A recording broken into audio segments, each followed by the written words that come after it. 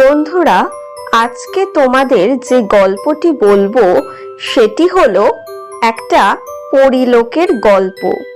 মেঘের মধ্যে সাজানো এক সুন্দর পরীলোক, যেখানে পরীরা খুব আনন্দে দিন কাটাতো।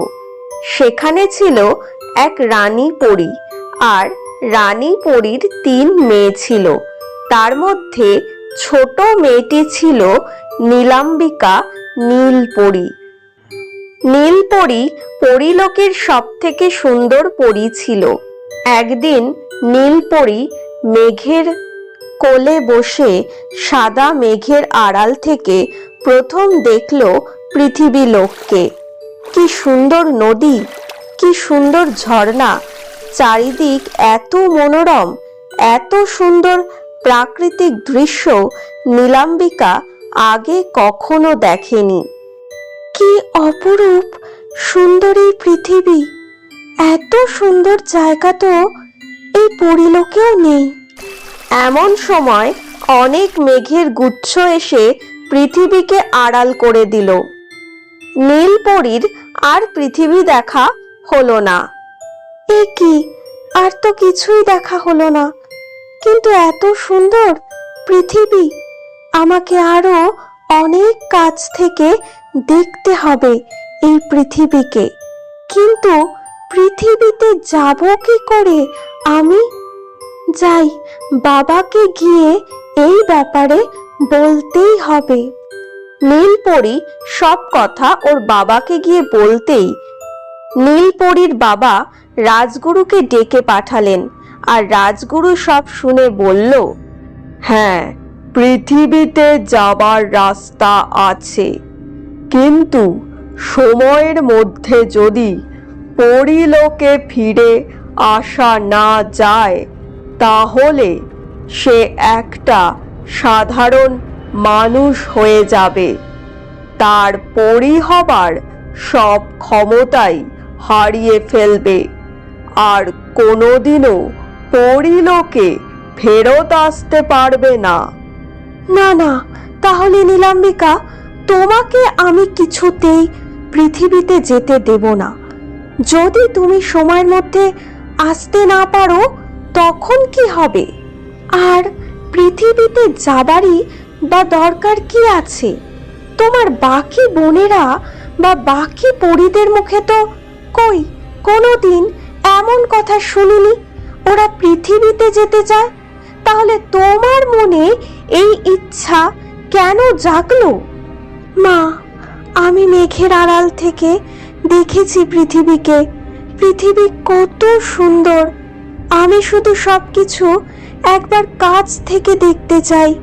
তুমি একদম কিচ্ছু চিন্তা করো না, আমি সময়ের মধ্যেই ফিরে আসব। তারপর নীলপরী রাজগুরুকে বলল, রাজগুরু, আপনি শুধু আমাকে যাবার রাস্তাটা বলে দিন। আমি কথা দিচ্ছি, আমি এই পরীলোকের কোনো আইন অমান্য করব না, আর সময় হবার আগেই আমি ফিরে আসব। ঠিক আছে রাজকুমারী, তুমি আমার সাথে এসো। এই বলে রাজগুরু নীলপরীকে এক জায়গায় নিয়ে গেল, আর রাজগুরু নীলপরীকে একটা আংটি দিয়ে বলল, এই আংটিটা তুমি সব সময় তোমার সাথেই রাখবে, কারণ রাত হবার আগেই তোমাকে পরীলোকে ফিরে আসতে হবে। সময় হয়ে এলে এই আংটি থেকে একটা জ্যোতি বেরিয়ে আসবে, আর তোমাকে সেখান থেকে পরীলোকে নিয়ে চলে আসবে। এই কথা বলার পর রাজগুরু নিজের শক্তি বলে এক মায়াবী পথ আবিষ্কার করল, এবং নীলপরী ওই পথের মধ্যে দিয়ে পৃথিবী লোকে এসে পৌঁছালো। নীলপরী কাছ থেকে দেখলো পৃথিবী কত সুন্দর, কি সুন্দর ঝর্ণা, কি সুন্দর এই নদী, কি সুন্দর বাগান, আর তাতে সব নাম না জানা হরেক রকমের ফুল ফুটে আছে, আর প্রজাপতিরা সেখানে খেলে বেড়াচ্ছে। কি সুন্দর এই পৃথিবী! পরীলোকে বসে যেমনটা দেখেছিলাম পৃথিবী তার থেকেও বেশি সুন্দর। এত সুন্দর পৃথিবীকে ছেড়ে যেতে আমার একদম ইচ্ছে করছে না। তারপর আস্তে আস্তে সন্ধ্যা নেমে এলো, আর নীলপরী আকাশে নীল ডানা মেলে উড়তে উড়তে একটা বিশাল বড় প্রাসাদের সামনে এসে দাঁড়ালো। মেঘের আড়ালে দাঁড়িয়ে নীলপরী দেখলো ওই প্রাসাদের ছাদে দাঁড়িয়েছিল ওই রাজ্যের রাজকুমার। রাজকুমারের চোখ গেল আকাশের সেই নীলপরীর দিকে, আর নীলপরীও অবাক হয়ে রাজকুমারকে দেখতে থাকলো। তারপর হঠাৎ একটা নীল আলোর মতো নীলপরী মিলিয়ে গেল আকাশে। এই কি, এইমাত্র এক অপূর্ব সুন্দর নীলপরী ওই আকাশেই তো দাঁড়িয়েছিল, হঠাৎ করে সে গেল কোথায়? অদৃশ্য হয়ে গেল নাকি কোথাও? এমন সময় রাজকুমার, আপনাকে রানীমা এখনই ডাকছেন। ঠিক আছে, তুমি যাও, আমি এখনই আসছি। দাসী চলে যাবার পর, জানি না নীলপরী তুমি কোন দুনিয়া থেকে এসেছো, তবে তুমি কোথায় থাকো সেটা আমি ঠিক খুঁজে বার করবই। এরপর রাজকুমার রানীমার ঘরে এসে বলল, মা, তুমি আমায় ডেকেছিলে?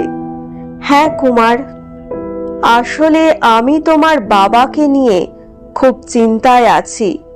এতদিন হয়ে গেল উনি অসুস্থ, সুস্থ হবার কোনো লক্ষণই দেখা যাচ্ছে না। তবে রাজবৈদ্যমশাই বললেন মহারাজকে সুস্থ করার একটা উপায় আছে, কিন্তু সে উপায় নাকি বড়ই কঠিন। সে কি? কি সেই উপায় মা? যত কঠিনই হোক আমি সেই উপায় ঠিক পূরণ করবই। তুমি আমাকে উপায় বলো।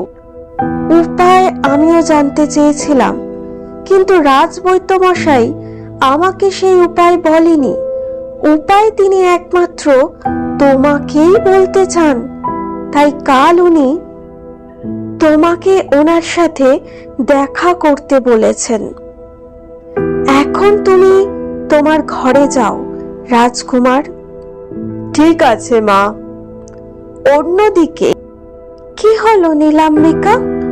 পৃথিবী লোক থেকে তুমি ঘুরে আসার পরেই দেখছি তুমি সব সময় কেমন উদাস হয়ে থাকো, কিছু খাও না, কারোর সাথে বেশি কথা বলো না, আর আমাদের সাথে আগের মতো আর খেলাধুলাও করো না।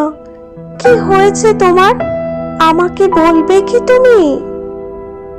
আমার কিছু হয়নি দিদি, তুমি এত ভেবো না। তুমি আমাকে এভাবে লোকাতে পারবে না, আমি জানি তোমার কিছু হয়েছে। তুমি জানো আমার কি হয়েছে? তাহলে তুমিই বলো। কি জানি, পৃথিবীতে গিয়ে তুমি হয়তো কোনো রাজকুমারের প্রেমে পড়েছো। নীলপরী খুব অবাক হয়ে গেল আর বলল, সে কি? এ কি করে সম্ভব? এটা তুমি কেমন করে জানলে? আমি তো এ কথা কাউকে বলিনি। কিন্তু আমি তোমার এইভাবে উদাস হয়ে বসে থাকার অর্থ ধরে ফেলেছি। এমন সময় হঠাৎ বাইরে থেকে অনেক পরীদের আর্তনাদ শোনা গেল, আর আকাশে খুব বাজ পড়ার শব্দ শোনা গেল, আর চারিদিক কালো হয়ে এলো। এ কি দিদি, এসব কি হচ্ছে? কিছুই তো বুঝতে পারছি না। হঠাৎ এসব কি হচ্ছে? চলো আমাদের বাইরে বেরিয়ে দেখতে হবে। সবাই মিলে বাইরে বেরিয়ে এলো। তারপর দেখলো সেখানে এক কালো পরী পুরো পরিলোক কালো করে ওদের সামনে এলো। আমি হলাম কালো পরী, এই গোটা পরিলোককে আমি এখন করব আমার বশ।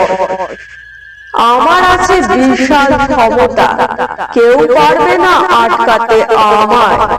নীলপরীকে আমি এখনই করব বন্দি। কত ক্ষমতা আছে দেখি, কে আমাকে আটকায়। এরপর কালো পরী জাদু বলে নীলপরীকে নিয়ে কোথায় অদৃশ্য হয়ে গেল। এ কি, এত বড় সর্বনাশ হলো! এই রাজ্যের এবার কি হবে? কত বড় সর্বনাশ হলো আমাদের! এবার কে আসবে আমাদের পরিলক্ষে এই বিপদ থেকে উদ্ধার করতে? অন্যদিকে রাজকুমার এলো রাজবৈদ্যের কাছে।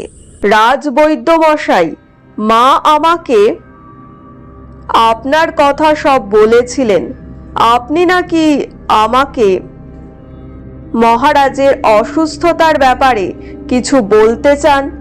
এমন কোনো ঔষধ নাকি সত্যি আছে যা খেলে এই রাজ্যের মহারাজ সত্যি সত্যি সুস্থ হয়ে উঠবেন? তাহলে আর দেরি না করে আমাকে বলুন কি সেই ওষুধ, আর সেই ওষুধের সন্ধান পাওয়া যাবে কোথায়? শান্ত হও কুমার, এই ওষুধ যেখানে পাওয়া যায় সেখানে যাওয়াটা খুব কঠিন। স্বর্ণবর্ণা বলে এক ঔষধি গাছ আছে, ছোট ছোট হলুদ রঙের ফুল হয়, আর সূর্যের কিরণ পড়লেই ওই ফুল সূর্যের আলোতে ঝলমলিয়ে ওঠে। তবে এটা পাওয়া যায় একমাত্র পরিলোকে। ওই মেঘের আড়ালে থাকে সব পরীরা, সেই পরিলোকে তুমি ওই ঔষধ পাবে। কিন্তু ওই পরিলোকে কিভাবে যে যাওয়া যায় সেটা কেউ জানে না কুমার। ওখানে যাবার কোনো পথ অন্তত আমার জানা নেই। রাজকুমার, এবার সময় হয়ে এসেছে। এই পরিলোকে আপনার আশাটা এখন একান্তই কাম্য, আর সেই রাস্তা বলে দেব আমি। রাজকুমার খুব ব্যস্ত হয়ে প্রাসাদের বাগানে পায়চারি করছিল। কিভাবে যে পরিলোকে যাওয়া যায় সেটাই বুঝতে পারছি না। এমন সময় রাজকুমার দেখল হঠাৎ কোনো জাদু বলে এক রাজদূতের মতো ব্যক্তি রাজকুমারের সামনে এসে দাঁড়ালো আর বলল, শুনুন রাজকুমার, আপনার সমস্যা সম্পর্কে আমি সবটাই জানি। পরিলোকে যাবার রাস্তা আমি আপনাকে বলে দিচ্ছি। এই বিশেষ আংটি আপনি আপনার সাথে রাখবেন। এই আংটির কাছে আপনি নিজের ইচ্ছা প্রকাশ করতেই এই আংটি আপনাকে ওই পরিলোকে নিয়ে যাবে। এই কথা বলার পর রাজকুমার দেখল ওই রাজদূত অদৃশ্য হয়ে গেল। এরপর রাজকুমার আর দেরি না করে ওই জাদুই আংটিকে বলল, জাদুই আংটি, আমাকে এক্ষুনি পরিলোকে নিয়ে চলো। অমনি ওই জাদুই আংটি সঙ্গে সঙ্গে রাজকুমারকে পরিলোকে নিয়ে চলে গেল। পরিলোকে গিয়ে রাজকুমার দেখল এক মেঘের আড়ালে থাকা এক সুন্দর প্রাসাদ দেখা যাচ্ছে। রাজকুমার সেই প্রাসাদের ভিতর প্রবেশ করলো। রাজকুমারকে দেখে পরিলোকের রাজা বলে উঠল, এ কি, তুমি তো একজন মানুষ, তুমি এই পরিলোকে এলে কিভাবে? রাজকুমার তখন রাজাকে সব কথা খুলে বলল। সব কথা শোনার পর রাজা বলল, এই ঔষধি গাছ তোমাকে আমরা দিতে পারি, তবে একটা শর্তে। কি সেই শর্ত মহারাজ?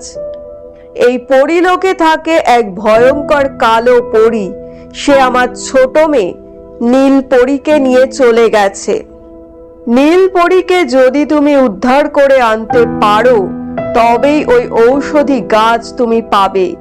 আর এই পরিলোকে যখন তুমি একবার আসতে পেরেছো, তাহলে তুমি সাধারণ কেউ নও। আমার বিশ্বাস তুমি পারবে এই কাজ করতে। আপনি আমাকে বলুন মহারাজ, ওই কালো পরী কোথায় থাকে? আমি এক্ষুনি সেখানে গিয়ে এই পরী রাজ্যের রাজকুমারীকে উদ্ধার করে নিয়ে আসব। কালো পরী কোথায় থাকে তা কেউ জানে না রাজকুমার। এমন সময় রাজকুমার, আমি তোমার অপেক্ষাতেই ছিলাম। এ কি, আপনি এখানে? আপনাকে তো আমি... ওসব কথা পরে হবে রাজকুমার।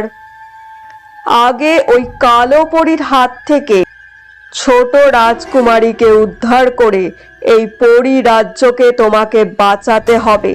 তারপর এখান থেকে স্বর্ণবর্ণ ঔষধি গাছ নিয়ে গিয়ে তোমার পিতাকে সুস্থ করতে হবে। তাই এখন অন্য কোনো কথা বলার মতো সময় একদমই নেই।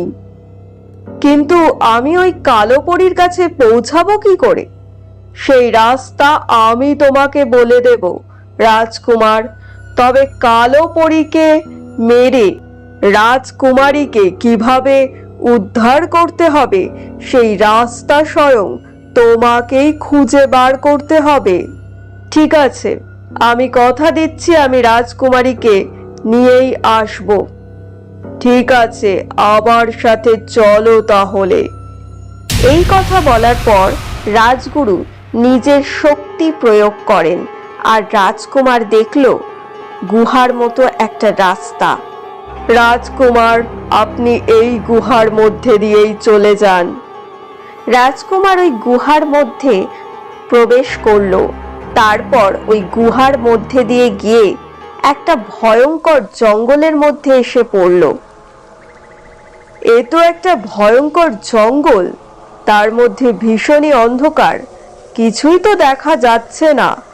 এখান থেকে কোথায় যাব কিছুই বুঝতে পারছি না। হঠাৎই রাজকুমার শুনতে পেল, পরী রাজ্যকে আমি কয়েদ করব খুব তাড়াতাড়ি। এক এক করে সব পরীদের শক্তি করব চুরি। আরে, এ নিশ্চয়ই ওই কালো পরী হবে। আওয়াজ তো এদিক থেকেই আসছে। আওয়াজ যেদিক থেকে আসছিল সেই দিক লক্ষ্য করেই রাজকুমার এগিয়ে গেল। তারপর রাজকুমার একটা গুহা দেখতে পেল, আর গুহার ভেতরে প্রবেশ করলো। দেখলো গুহার ভেতরে মশাল জ্বলছে। রাজকুমার কিছু দূর এগিয়ে যাবার পর দেখলো এক নীল পরী রাজকুমারী কারাগারে বন্দী। দুজনেই দুজনকে চিনতে পারল। এ কি রাজকুমার, আপনি এখানে এলেন কি করে? ওসব কথা এখন বলার সময় নেই নীলপরী। তবে আমি তোমাকে এখান থেকে উদ্ধার করে নিয়ে যেতে এসেছি। এখান থেকে বেরোনোটা এত সহজ নয় রাজকুমার। এখান থেকে আমাকে উদ্ধার করতে গেলে আগে ওই কালো পরীকে মারতে হবে।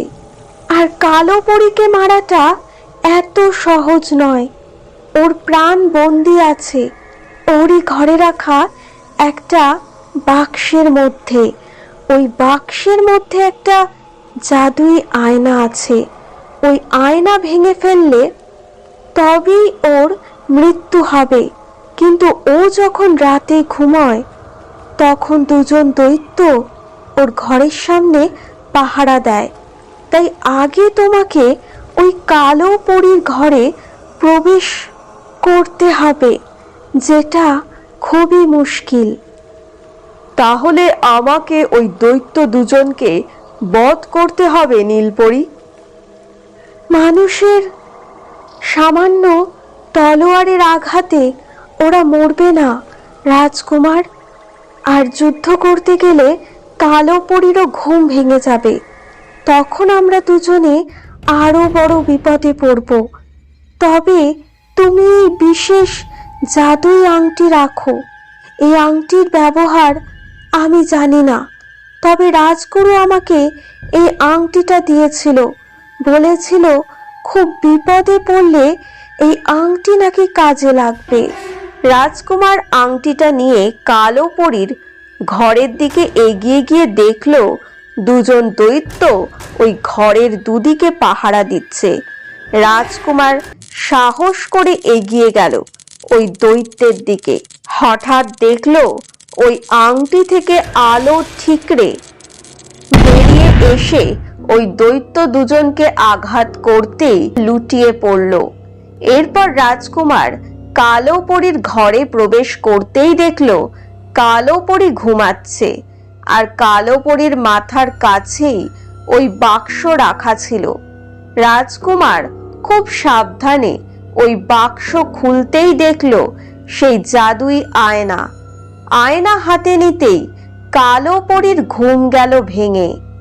রাজকুমার দেরি না করে ওই আয়না হাত থেকে ফেলে ভেঙে ফেলতেই কালো পরী মরে যায়। তারপর নীল পরীকে নিয়ে রাজকুমার ওই গুহার ভেতর দিয়েই ওই পথ হয়ে পরীলোকে রাজপ্রাসাদে ফিরে আসে। রাজকুমারকে নীল পরীর সাথে দেখে সবাই খুব খুশি হয়। রাজকুমার, তুমি তোমার কথা রেখেছ, তাই এই নাও তোমার ঔষধি গাছ। কিন্তু মহারাজ, আমার আরেকটি অনুরোধ ছিল। আমি নীলপরীকে বিবাহ করতে চাই। আশা করছি আপনি এতে মত দেবেন। কিন্তু রাজকুমার, ও যে একজন পরী, মনুষ্য লোকে গিয়ে থাকা পরীদের পক্ষে অসম্ভব। তাহলে যে অনেক রকম অনর্থ হতে পারে। মহারাজ, এতদিন ধরে যা যা ঘটে চলেছে সবই যে নিয়তির খেলা। তাই এতদিনের আমার সাধনার দ্বারা প্রাপ্ত শক্তি থেকে এই বিশেষ শক্তি রাজকুমারী নীল পরীকে আমি প্রদান করলাম। মনুষ্য লোকে প্রবেশ করার সাথে সাথে নীল পরীর আর নীল ডানা দুটো থাকবে না, লোপ পাবে। আর যখন সে পরীলোকে আসার ইচ্ছা প্রকাশ করবে, শুধুমাত্র তখন তার ডানা দুটো আবার আগের অবস্থায় ফিরে আসবে। এরপর নিশ্চয়ই আপনার আর কোনো আপত্তি থাকবে না মহারাজ। না না, এরপর আর কোনো আপত্তি নেই আমার। এরপর রাজকুমার নীল পরীকে নিয়ে প্রাসাদে ফিরে এলো, আর ওই ঔষধ খেয়ে মহারাজও সুস্থ হয়ে উঠল। চারিদিকে আবার আগের মতো আনন্দ ফিরে এলো।